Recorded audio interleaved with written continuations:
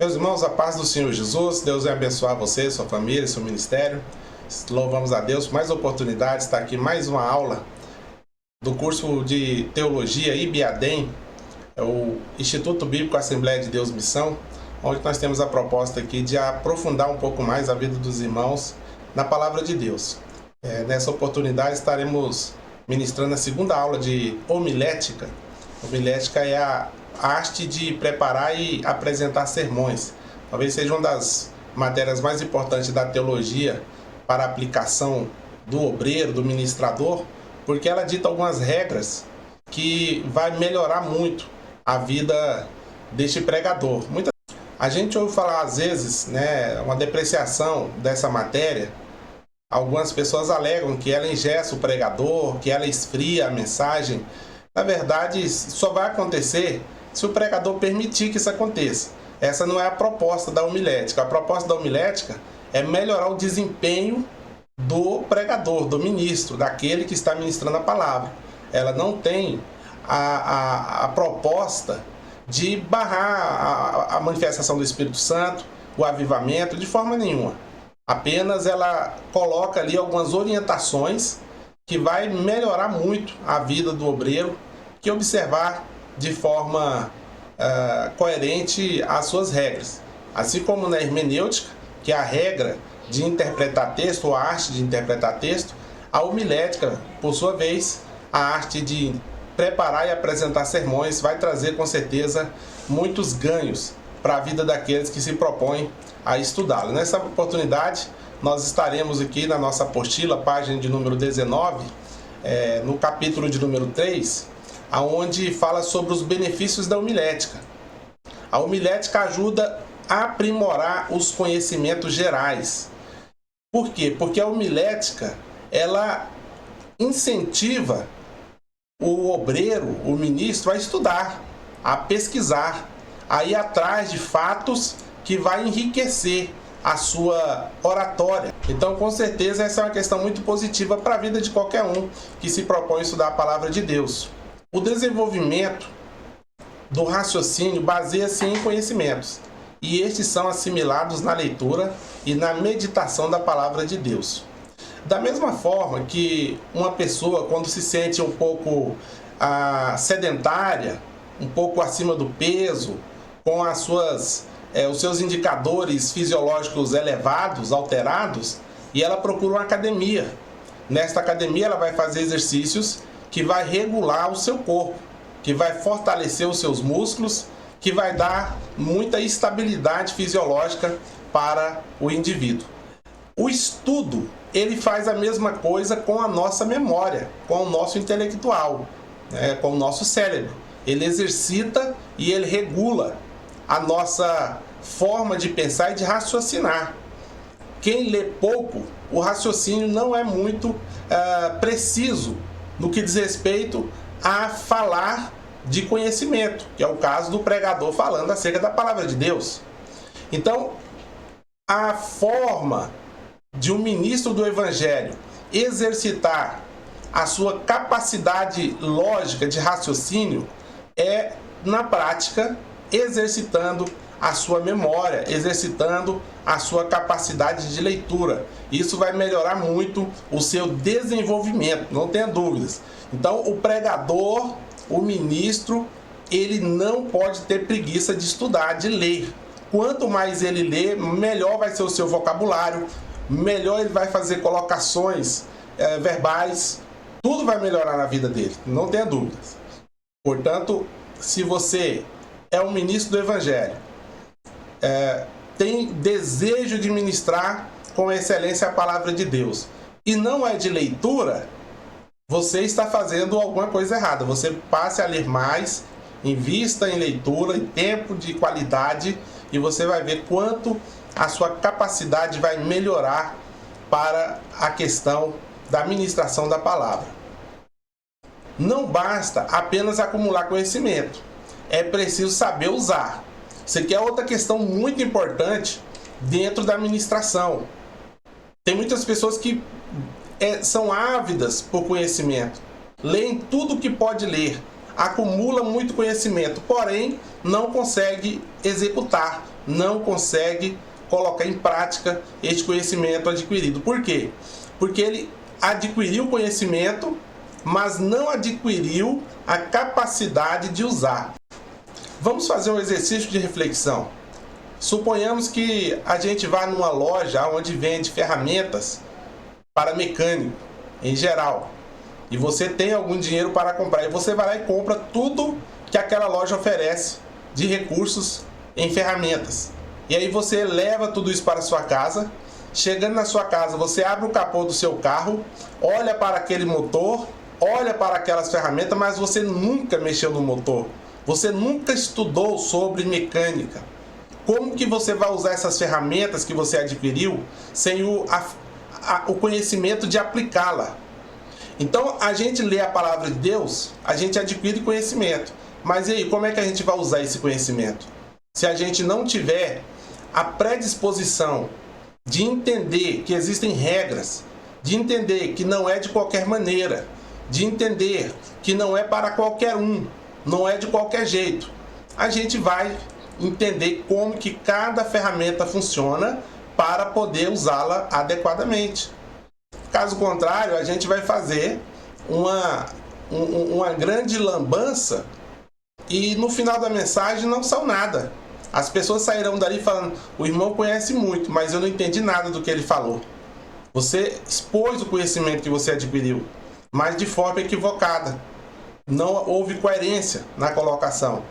Outro sim seria a mesma coisa ir numa loja onde vende equipamentos e ingredientes para confeitaria. Você compra todos aqueles ingredientes, leva para casa, chega lá, você vai fazer um bolo, mas você nunca fez um bolo, você não sabe a sequência de misturar aqueles ingredientes, com certeza vai sair qualquer coisa de dentro do forno, menos um bolo. Pelo menos um bolo decente. Então, é mais ou menos a mesma coisa na questão do conhecimento. Se não houver a precisão para saber usar, a gente vai ter o conhecimento, porém sem condições de aplicá-lo nem na nossa vida e nem na vida dos outros. Nós precisamos saber como usar o conhecimento que nós adquirimos e precisamos saber quando usar este conhecimento que adquirimos. E aqui a gente pode entrar até numa questão ética. A pessoa ganha uma oportunidade para dar uma saudação. A saudação, nós já estudamos em ética ministerial, que ela varia no máximo até 5 minutos. Uma saudação de 5 minutos já é muito comprida. O ideal seria 3 minutos. Saudação é você expressar para a igreja a sua alegria de estar no local, de poder ter mais uma oportunidade para adorar a Deus, de estar feliz em encontrar os irmãos, de estar feliz em ter fé, oportunidade e força para ir até a casa do Senhor. E você talvez leia um versículo para embasar ali aquela saudação. Isso vai durar 5 minutos estourando, mas no máximo uns 3 minutos. Agora a pessoa, ela leu muito, ela adquiriu muito conhecimento, ganha oportunidade para dar uma saudação e fala 10 minutos, fala 15 minutos. Pode até ser que ela tenha muito conhecimento, o que ela não tem é ética. O que ela não tem é noção de como usar o conhecimento adquirido e de quando usar o conhecimento adquirido. Outro sim, nós entendemos que há uma diferença entre pregação e ensino. A pregação, ela é mais eloquente, ela é mais objetiva. O ensino, ele é mais pausado e ele é mais detalhado, para que as pessoas de fato aprendam. A pessoa pode aprender na mensagem? Pode e deve, mas não com a mesma precisão do ensino, porque o ensino tem uma proposta diferente. Então a gente precisa ter a noção de onde usar e quando usar. Se você ganhou oportunidade para pregar, pregue. Se você ganhou oportunidade para ensinar, ensine. Agora é lógico que a gente às vezes não tem a habilidade para fazer as duas coisas. A gente faz ou uma ou outra. Então o que a gente precisa fazer? A gente precisa aprimorar as nossas características para que as pessoas que têm contato conosco entendam. Esse irmão é muito bom para ensino. Eu não vou convidar ele para pregação, porque ele não é um pregador, ele é um ensinador. Outro sim, esse irmão não ensina. Portanto, eu não posso chamar ele aqui para dar um ensino, um estudo bíblico. Eu posso chamar ele para ministrar a palavra. Vocês entendem? Então precisa ter esta noção de como usar e de como usar o conhecimento adquirido. Os conhecimentos não são a principal razão de um sermão, mas é o esqueleto que lhe dá forma. O que reveste este esqueleto são as regras, são as questões que vai te dar condições de usar o conhecimento que você adquiriu da forma correta. E é importante dizer, meus irmãos, que conhecimento é uma coisa e sabedoria é outra. Eu gosto de fazer a seguinte colocação: conhecimento, ele é a ferramenta da sabedoria. Nós precisamos adquirir conhecimento, mas também precisamos adquirir graça. E a graça nos dá sabedoria. Portanto, o pregador ele precisa buscar muito a graça de Deus, tanto quanto ele busca o conhecimento de Deus. Porque com o conhecimento e a graça, ele vai saber a hora de usar, a forma de usar e quando usar. Ele vai ficar uma pessoa apta para o desenvolvimento do seu ministério. Isso vai glorificar o nome do Senhor e isso vai trazer grandes resultados para a obra do Senhor. Eles enriquecem um sermão com variedade de pensamentos, que transmitidos sobre a unção do Espírito Santo, muito contribuem para o sucesso da pregação. Pedro ensina que deve haver equiparação entre graça e conhecimento, quando diz: crescei na graça e no conhecimento. Nós sabemos que o apóstolo Pedro, ele não tinha o mesmo conhecimento do apóstolo Paulo. O apóstolo Paulo era um doutor, o apóstolo Pedro ele era indouto e sem letra. Porém, mesmo sendo indouto e sem letra, nós vemos várias vezes o apóstolo Pedro incentivando os irmãos a buscar o quê? Graça e conhecimento. Porque os dois são importantes. Os dois são necessários na vida do cristão. O processo do estudo e o aprimoramento dos conhecimentos gerais e bíblicos envolve 3 aspectos importantes. São eles: observação. A observação realiza-se em 2 direções. Primeiro, para fora, quando colhemos impressões do que se passa ao nosso redor. Precisamos ser pessoas observadoras, bem antenadas, bem informadas. Nós não podemos viver alienados, ou seja, de forma isolada. Precisamos absorver o máximo de conhecimento à nossa volta, tanto contexto bíblico quanto contexto também geopolítico, nacional, internacional. Tudo isso é importante para absorver este conhecimento, e essa é a unidade que absorve a direção para fora. O pregador deve estar sempre atento ao desenvolvimento da ciência e aos acontecimentos no mundo para tirar lições, pois elas darão ao pregador a oportunidade de enriquecer seus sermões com o resultado de observações feitas em casa, na rua, na igreja, viajando e etc. Todo momento você tem que estar apto e desejoso para absorver conhecimento. E na segunda parte é para dentro, quando o pregador faz a introspecção. Introspecção é o ato pelo qual o sujeito observa os critérios, ou melhor, os conteúdos de seus próprios estados mentais, tomando consciência deles. Isso é, quando examina seus próprios pensamentos e sentimentos para verificar o que se passa dentro de si mesmo. Nós precisamos fazer reflexões diárias sobre o nosso desempenho, sobre a nossa conduta, sobre o nosso testemunho, sobre as nossas ações. Nós não podemos andar no automático. Precisamos fazer como fez o salmista, quando diz: por que está abatida a minha alma e por que se perturba dentro de mim? Ele estava falando com ele mesmo, ou seja, ele estava fazendo uma introspecção. O apóstolo Paulo também nos incentiva a fazer a mesma coisa, quando ele diz lá na primeira carta aos Coríntios, no capítulo 11, ele vai dizer: examina-se, pois, o homem a si mesmo. Precisamos fazer esta introspecção. Jesus, ele foi mais enfático quando ele disse: por que você observa o cisco que está no olho do seu irmão, tendo a trave no seu próprio olho? Tira primeiro a trave do seu olho. Isso é o quê? Introspecção. olhar para dentro, olhar para si mesmo. E depois cuide de tirar o cisco do olho do irmão. Porque se nós tirarmos a trave do nosso olho, a gente não vai nem ver o cisco no olho do nosso irmão. Isso é algo muito importante que Jesus nos deu e nós não podemos negligenciar esse aspecto da nossa vida. Isso é muito importante. Consulta. A consulta é um método eficaz no aprimoramento dos conhecimentos gerais. Uma palavra, uma ideia, um assunto qualquer poderá levar-nos a livros de pesquisas. Sempre que você ouvir uma citação, quando você estiver ouvindo uma mensagem, um estudo bíblico, presencialmente ou online, e você ouvir falar de uma citação de uma obra, de um livro, anote e pesquise sobre este livro. Você vai ver quanto o seu repertório de conhecimento vai ser ampliado. Eu sempre faço isso quando eu ouço uma citação ou quando eu estou lendo um livro e no rodapé tem a citação de um outro livro, eu gosto de ir lá e conferir, porque ali está apenas uma parte do texto.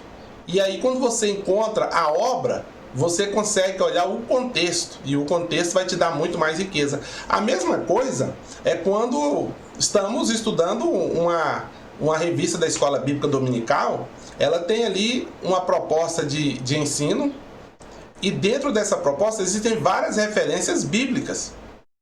O correto a se fazer é ler todas as referências bíblicas, todas.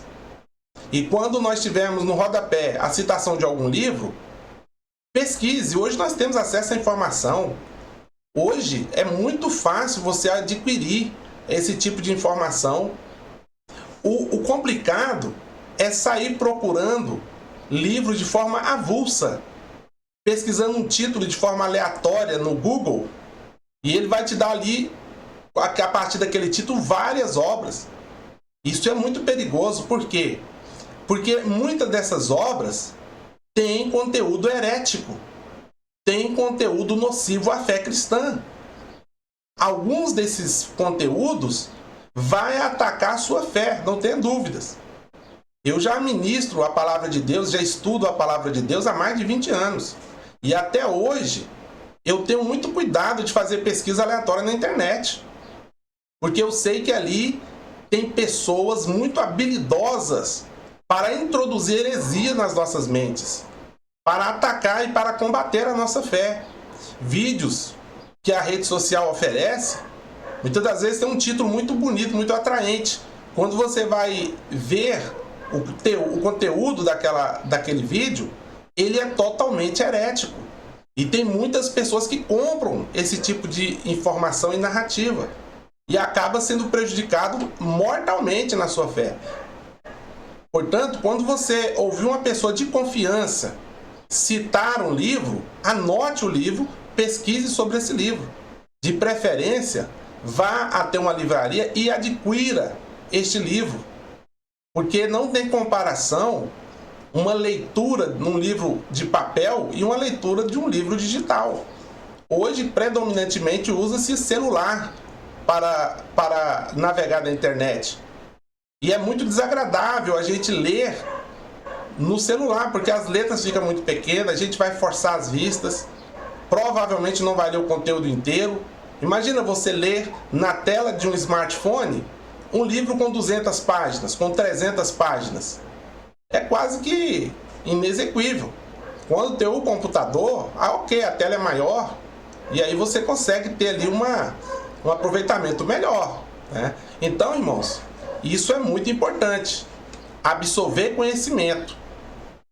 E como que a gente consegue isso? Veja, um assunto que surge, uma palavra que alguém diz, uma ideia que alguém expõe, qualquer assunto pode nos levar a uma pesquisa enriquecedora.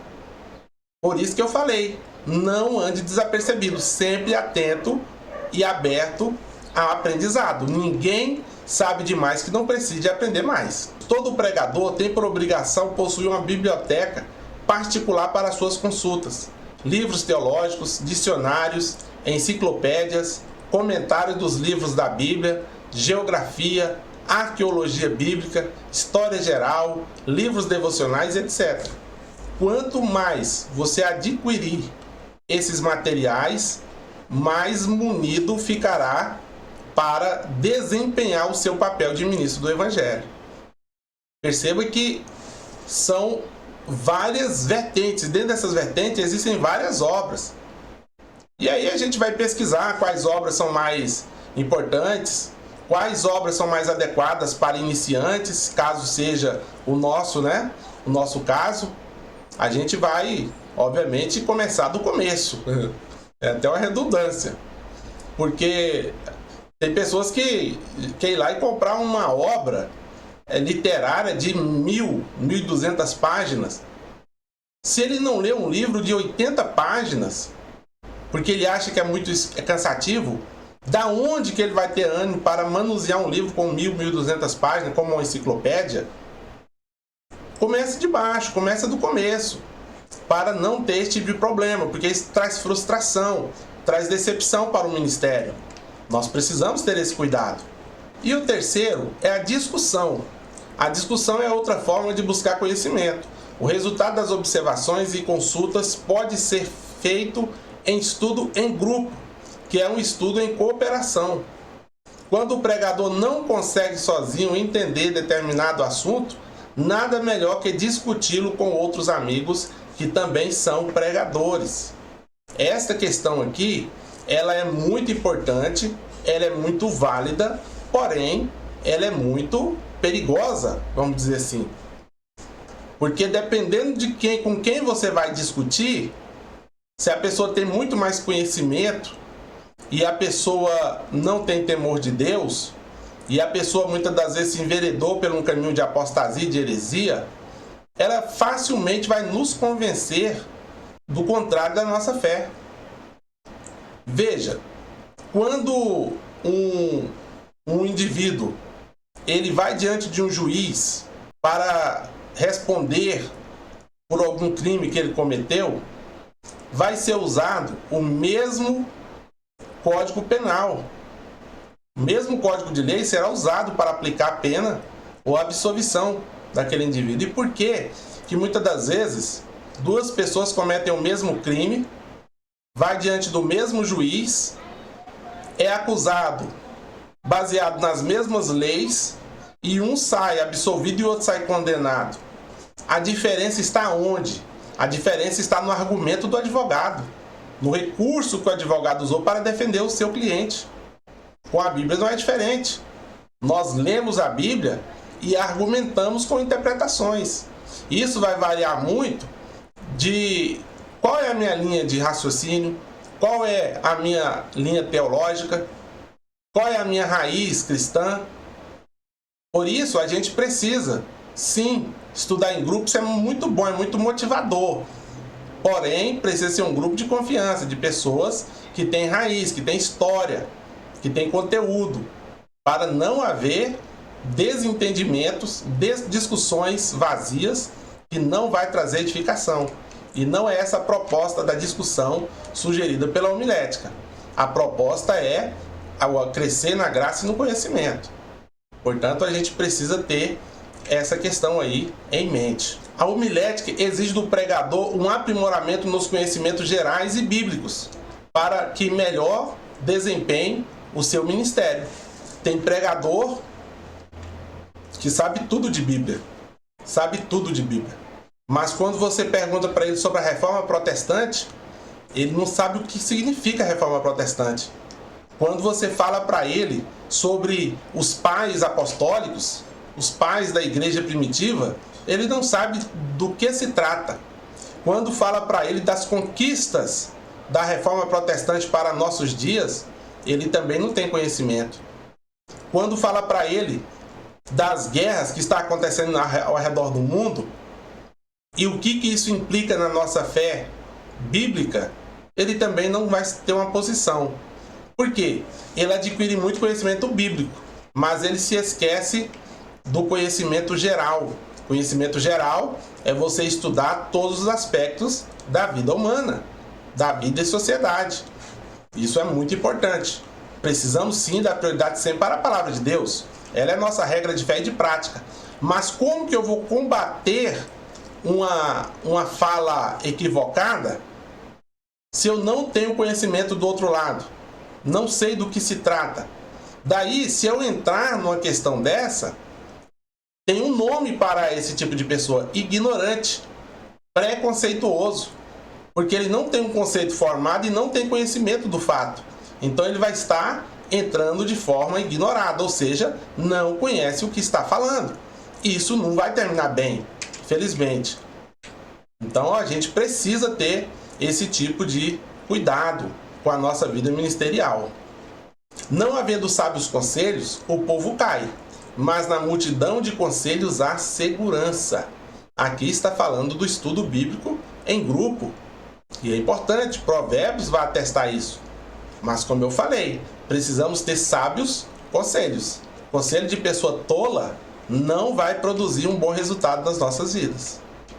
O item 6 da página 22. O cultivo da personalidade. O pregador deve cultivar uma personalidade moldada na palavra de Deus. Personalidade pode definir-se como sendo aquilo que caracteriza uma pessoa e a distingue de outra. Irmãos, não tem coisa mais desagradável do que ouvir um ministro do evangelho pregando imitando a outra pessoa. É muito desagradável, chega a ser constrangedor. Da mesma sorte, um cantor, uma cantora que canta tentando imitar a voz de um outro cantor. É muito desconcertante, é muito desagradável. Nós temos que ter personalidade. Personalidade fala de individualidade. Personalidade fala de mostrar o que é meu. Eu posso sim me inspirar em outras pessoas. Eu devo sim aprender com outras pessoas. Mas aprender com outras pessoas não quer dizer necessariamente que eu vá imitar ou plagiar essas pessoas. Eu vou me inspirar nelas. Partindo daquela ideia que ela expôs, eu vou desenvolver o meu ponto de vista sobre aquela ideia, mesmo que concordando com aquela ideia. E quando nós vamos citar uma frase que não fomos nós que a desenvolvemos, é importante citar o autor da frase.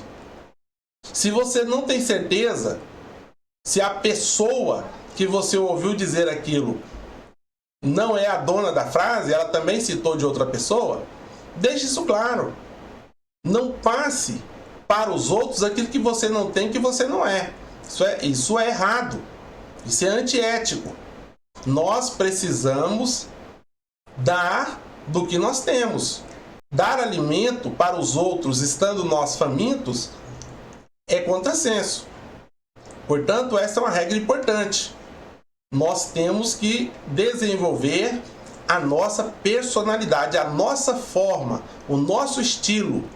E todas as vezes que alguém ouvir uma mensagem, mesmo que seja somente gravada em áudio, a pessoa vai reconhecer o seu estilo, a sua forma, porque você tem uma identidade, você tem um caráter, você tem um timbre de voz seu. Isso acontece também na literatura. Irmãos, a gente está lendo um livro e de repente o autor daquele livro, ele cita uma outra obra de forma textual. Qualquer leitor médio, não precisa ser um exímio leitor, ele vai perceber que o estilo literário mudou, que não é mais palavras daquele autor que a outrora estava lendo. Por isso que existe a questão do plágio, porque o estilo literário ele é como uma identidade, ele é como uma impressão digital, ele é único. No máximo pode ser semelhante. Por isso que quando a gente vai usar em um livro que a gente está escrevendo uma outra obra, você coloca entre aspas. Porque a aspa está dizendo que a fala não é sua. A fala é de alguém. E você está citando textualmente aquela outra pessoa. E no final, você dá o crédito.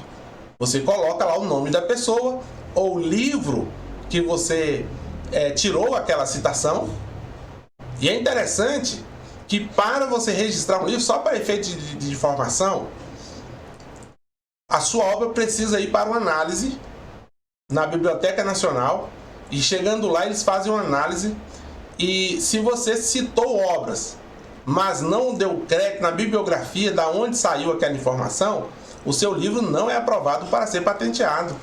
É um processo burocrático e muito criterioso, porque as pessoas que lá estão lendo a sua obra vai perceber na hora que aquela frase, aquele texto, aquele parágrafo que você citou não pertence a você.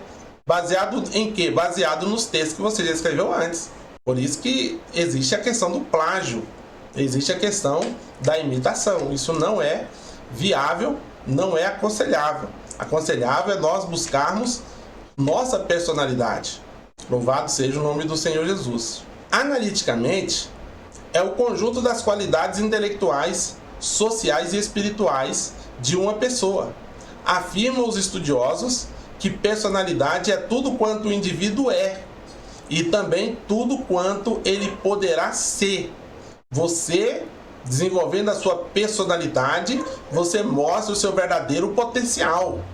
E as pessoas olham e dizem: este irmão vai longe, ele tem potencial.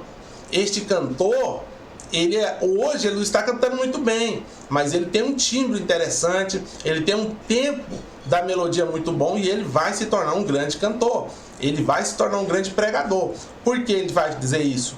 Porque você não é uma marionete, você tem personalidade, você canta do seu jeito, do jeito que Deus te deu. E isso precisa ser valorizado em todos os tempos. Personalidade é algo vivo, que se desenvolve através da educação, ou seja, do treinamento, da prática, da repetição. Isso é que vai desenvolver a personalidade. Como crentes, a nossa personalidade deve desenvolver-se segundo o modelo da vida cristã. Em Cristo, o nosso Senhor, a personalidade do pregador tem muito a ver com a eficiência da sua mensagem. O desenvolvimento da personalidade evita a tentação da imitação, porque a imitação é tentadora e a gente às vezes fica tentado a imitar alguém. Mas quando você estiver com aquela mensagem na cabeça, cite o autor da mensagem sem problema nenhum. Isso não é feio. Feio é imitar achando que vão enganar as pessoas dizendo que aquilo é seu e não é. Veja esse texto, irmãos, de João, do capítulo 1, a partir do verso 19, tem um diálogo aqui que é muito revelador. Veja só. E este é o testemunho de João, quando os judeus mandaram de Jerusalém sacerdotes e levitas para que lhe perguntasse: quem és tu? E confessou, e não negou. Confessou dizendo: eu não sou o Cristo. Se João Batista quisesse dizer que ele era o Cristo, as pessoas acreditavam. Por quê? Porque ele fazia obras importantes. A sua mensagem era diferenciada, mas ele não negou. Ele disse: olha, eu não sou o Cristo. Então perguntaram-lhe: então quem és tu? É Elias? E disse ele: não sou. Isso aqui para algumas pessoas que falam que João Batista é o Elias que voltou. Isso é uma heresia. O próprio João Batista está dizendo: não sou Elias. És tu profeta? E ele respondeu: não. E aí vai depender do contexto que João Batista fez a colocação de não ser profeta. De fato ele era profeta, mas ele provavelmente quis dizer que não era profeta aos moldes daqueles que estavam lhe perguntando. Ele era diferente, igual o caso de Amós. Disseram-lhe, pois: quem és? Para que demos resposta àqueles que nos enviaram. Que dizes tu de ti mesmo? Disse: eu sou a voz que clama no deserto, endireitai o caminho do Senhor, como disse o profeta Isaías. Irmãos, isso aqui é um exemplo clássico de personalidade. Personalidade. A pessoa que tem personalidade, ela sabe quem é. Ela não vive de aparência. Se é muito bom ou se não é muito bom, é o que ela é e é o que ela tem. Isso é a mesma coisa daquelas pessoas que convidam alguns amigos para a sua casa e nessa ocasião ele vai ao supermercado e compra tudo que ele nunca comeu. Coisas que ele não compra porque a sua realidade financeira não permite. E ele vai lá e compra todo aquele banquete coisas até exorbitantes e desnecessárias, porque é óbvio que quando você está recebendo alguém na sua casa, você quer dar o melhor para ela, mas você precisa dar o melhor para ela que você pode dar. Você não pode querer dar para a pessoa o que você não pode dar. O apóstolo Paulo, falando aos 2 Coríntios sobre a oferta, ele fala: cada um contribua com o que tem e não com o que não tem. Não faz sentido. E aí aquelas pessoas se banqueteiam e vão embora, e a outra pessoa que foi lá e fez a compra fica com prejuízo para arcar com o estouro no orçamento do qual ela não tinha capacidade de administrar. Isso não é algo inteligente, não é algo viável. Nós precisamos revelar de fato quem somos. Não vivemos de aparência. Não vivemos por vista, nós vivemos por fé. E isso é um exemplo de personalidade. Tá bom? Então João Batista aqui, ele dá um exemplo ótimo de personalidade. Ele não tenta aqui passar uma imagem que ele não era. E depois ele vai mais além. Quando faz comparação dele com o Messias, ele diz: eu não sou digno de desamarrar suas alparcas, as suas sandálias. Ele é muito maior do que eu, porque foi primeiro do que eu. João Batista não tenta concorrer com Jesus, porque ele sabe quem ele era. Ele sabia que ele não era o Cristo. E ele era uma pessoa importante, sim, mas não era o mais importante. E isso nós precisamos entender. Veja, a falsa humildade também é tolice. Você tem que ser o que você é. Você tem que ser o que você é. A falsa modéstia também não é muito inteligente. Tá bom? Então a gente precisa ter a noção de quem de fato somos. Porque se alguém me oferecer algo que eu não possa realizar, eu vou dizer: me perdoe, mas eu não tenho condições de realizar essa obra. Não está na minha alçada. Agora, existem as oportunidades que vai te fazer crescer. Você não pode se acomodar também. Você precisa querer mais dentro da sua estrutura. Porque é muito fácil ficar acomodado. É muito fácil se acomodar. E a acomodação não é inteligente, não é viável. Então a gente precisa ter o quê? Um equilíbrio para poder desenvolver na nossa vida ministerial de forma inteligente. Ter a chamada especial de Deus para pregar implica na responsabilidade de ser portador de uma mensagem capaz de transformar os seus ouvintes e manter a si próprio puro. Pregar não é só para fora, como nós vimos agorinha. Pregar também para dentro, para refletir do que nós estamos pregando e do que nós estamos fazendo, do que nós estamos vivendo.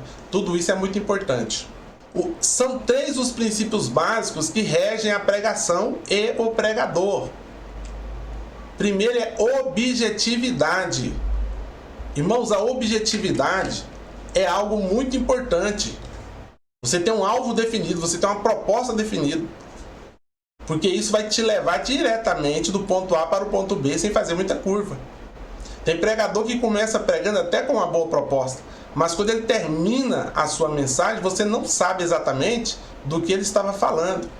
É como diz o ditado: ele começa pregando em Gênesis e vai terminar lá em Apocalipse. Ele está expondo, como nós falamos no início da aula, seu conhecimento. Não há dúvidas que ele conhece. Agora colocando de forma errada, equivocada. Falta objetividade. A objetividade na homilética, ela passa por 3 fases. 3 fases. A primeira é a leitura do texto.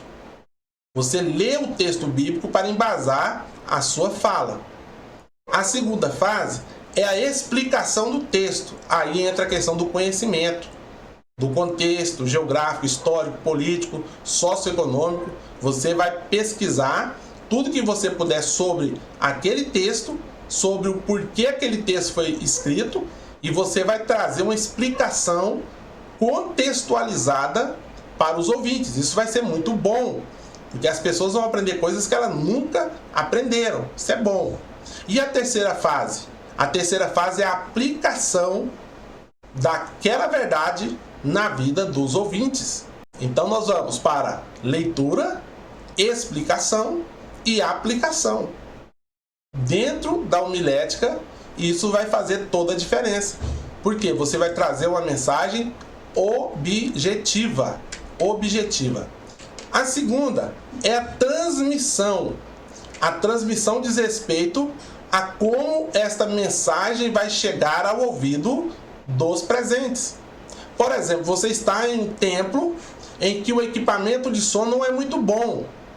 Você vai precisar fazer o melhor uso possível do microfone para que as pessoas ouçam e entendam a sua voz. Tem muito pregador e muito cantor que parece que não sabe que o som que a igreja ouve geralmente não é o mesmo som que ele ouve.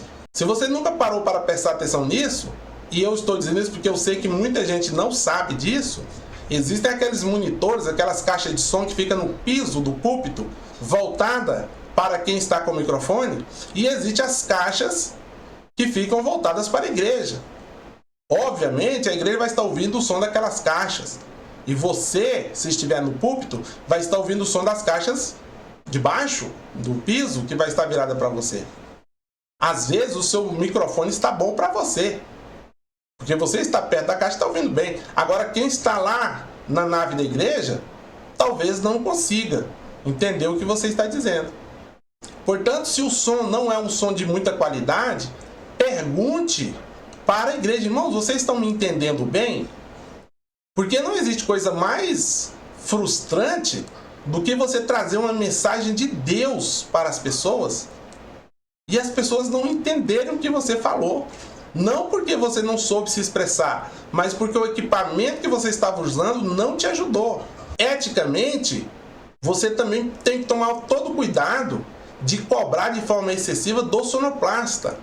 Tem coisa, irmão, que o sonoplasta não pode fazer. Tem coisa que não dá para ele fazer. Por melhor que ele seja, ele tem a limitação técnica. A distância que a pessoa usa o microfone da boca vai fazer toda a diferença na transmissão do som. Então, procure ter uma distância razoável, que é de cerca de 15 centímetros da boca. Se for falar muito alto num determinado momento da mensagem, afaste um pouquinho o microfone da boca para não ferir o ouvido dos irmãos que estão ouvindo. Não tem problema. O som, ele precisa preencher o ambiente. As pessoas precisam ouvir bem, mas de forma confortável. Ela pode ficar ali por horas te ouvindo. Agora, o microfone muito alto irrita a pessoa. E a pessoa sai dali, ao invés de sair edificado, sai dali irado. Porque estava estridente demais o som. Né? Então, tudo isso precisa ser observado na questão da transmissão. Agora, o principal transmissor não é o microfone, é o pregador. E ele precisa estar preparado, ele precisa estar em oração, ele precisa estar em consagração, ele precisa estar em aplicação do estudo, e isso vai fazer também toda a diferença. Na antiguidade, as grandes mensagens que foram pregadas não foi utilizado equipamento de áudio, foi ao ar livre, como diz o outro, foi na boca e no peito. Nós hoje temos os recursos e às vezes não os utilizamos da forma correta. Isso é um problema. E a terceira, irmãos, é a experiência. O que é a experiência? Experiência é você adquirir conhecimento prático todas as vezes que você passa por aquele processo. Sempre aprenda com os erros e os acertos. Se houve um acerto, ótimo, aprimore. Se houve um erro, corrija. Tenha humildade, reconheça o erro e corrija. E isso vai fazer a médio prazo, longo prazo, uma grande diferença na vida de qualquer ministro do Evangelho.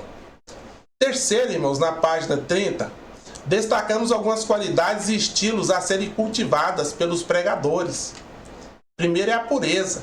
É a qualidade que exige cuidado com a linguagem, com as formas gramaticais. As leis da gramática devem ser obedecidas para que as expressões sejam corretas e exatas.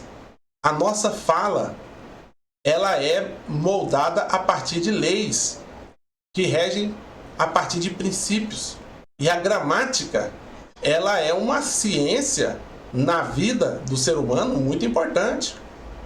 Aqueles pontos, aquelas vírgulas, aqueles acentos que aparecem nos textos que você lê, precisam ser usados, não estão ali para enfeitar.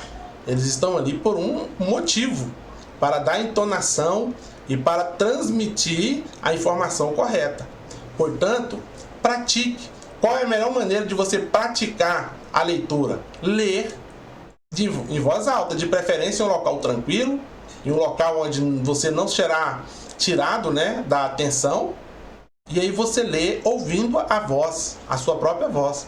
Porque quando você falar uma palavra que era para ter um acento e você não colocou, você lê ela novamente, se necessário ler várias vezes, até você aprender a pronunciar aquela palavra da forma correta. Quando você estiver lendo em voz alta e atropelar uma vírgula, você vai perceber que errou ali, você vai corrigir. Onde tem um ponto, você vai parar. Então tudo isso, irmãos, faz toda a diferença na vida de qualquer pessoa, especialmente na vida do pregador. O pregador, ele tem que ser o quê? O exemplo. E ele não pode deixar por menos. O pregador deve disciplinar a sua linguagem, a fim de que sua pregação não seja maculada por expressões grotescas e gramaticalmente incorretas. A respeito disso, Jesus falou de algo muito interessante quando ele disse que a boca fala daquilo que o coração está cheio. Nosso vocabulário, ou seja, as palavras que nós pronunciamos regularmente na nossa vida, é tudo aquilo que a gente absorve para o nosso interior. Portanto, para saber o que tem no coração, é só parar e ouvir o que se fala. Pessoas que falam muito palavrão, pessoas que falam palavras de baixo calão, ela não tem coisa boa no coração. Porque a boca fala do que o coração está cheio. Não sou eu que estou dizendo isso. O próprio Jesus foi quem disse isso. Então isso é muito importante. Nós precisamos parar e ouvir o que nós falamos para entender o que há no nosso coração. O segundo, irmão, é energia. Energia é o estilo, é a forma dinâmica aplicada no sermão. É a qualidade que vitaliza o pensamento, arrancando do teorismo. É a força ou vigor dada ao pensamento. Energia tem a ver com veemência, com dinâmica, com empolgação, com alegria, com entusiasmo com que você transmite aquela mensagem, com energia. Sabe aquela pessoa que pega o microfone e fala: eu estou muito cansado, eu ia ficar em casa, mas eu falei, não, eu vou para a igreja. Foi para a igreja para desanimar os outros irmãos? Sabe aquele marasmo? Parece que está fazendo a coisa por obrigação. Não é assim que o Senhor nos chamou. Servir ao Senhor com alegria, apresentai-vos a Ele com cântico.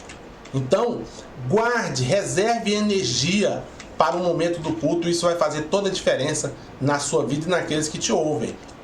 O pregador deve pregar o que acredita ser a verdade, portanto, deve haver convicção nas suas palavras. Eu acho que foi assim. Não cite. Se você acha, se você não tem certeza, omita essa informação porque ela não serve. Você tem que ter convicção do que você está falando. Caso contrário, você vai trazer mais prejuízo do que benefício para a vida do ouvinte. Terceiro é a autoridade. Na pregação vem da obediência à palavra de Deus. A pregação deve ser falada com autoridade divina. A ordem de pregar o evangelho não seja mera exibição de oratória e retórica. A autoridade é quando você fala do que você vive e do que você acredita. E isso vai fazer com que as pessoas também acreditem, porque você fala com autoridade. A autoridade na pregação tem a ver também com a firmeza do estilo do pregador, que é marcada por sua personalidade. Olha a personalidade novamente aí. Personalidade segura. Por quê? Porque tem certeza do que está falando, porque vive o que está falando, porque já experimentou do que se está falando, então não haverá dificuldade para a transmissão. Uma personalidade fraca gera dúvida no coração do ouvinte. É muito chato uma pessoa sem convicção e sem personalidade. Ela nunca vai ter certeza do que está falando, isso não é bom. Louvado seja Deus. Então, meus irmãos, essas são algumas das regras básicas da homilética. Eu gosto sempre de frisar e lembrar que a nossa proposta aqui é uma introdução à matéria, ao assunto. é apenas uma janela para um novo universo. A partir de esse curso, os irmãos vão se aplicar mais, vão pesquisar mais, vão se aprimorar e vão ficar muito melhores, preparados ao longo do tempo. Nós estamos apenas dizendo, olha, existe um universo aqui. Olha a janela aberta para este universo. E você vai explorar. Quanto mais perseverante você for, mais bem sucedido também você será. Nós vamos ficando por aqui, meus irmãos. Nosso tempo já está avançado. Que Deus venha abençoar a vida dos irmãos. E na próxima aula a gente dá continuidade.